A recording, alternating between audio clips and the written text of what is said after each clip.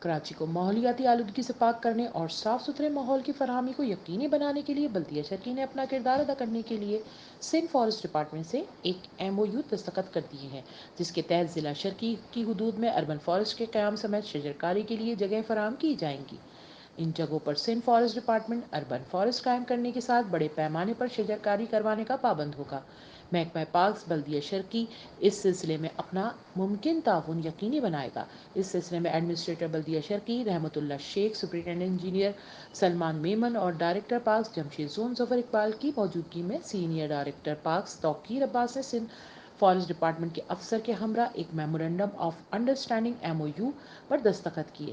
MOU کے تحت Sindh forest department ضروری ٹیکنیکل سروسز کے ساتھ اربن فارسٹ اور شجرکاری کے لیے پودے اور بیج فراہم کرنے کا ذمہ دار ہوگا، جبکہ مالیوں کو تکنیکی مہارتوں سمیت دیگر ضروری معلومات کی تربیت دی جائے گی۔ بلدیہ شرکی کی جانب سے اربن فارسٹ اور شجرکاری کے لیے جگہ فراہم کرنے کے ساتھ پودوں کو پانی کی فراہمی یقینی بنائی جائے گی، جبکہ پودوں کی حفاظت یقینی بنانے کے لیے بھی بلدیہ شرکی اپنا کردار ادا کرے گی۔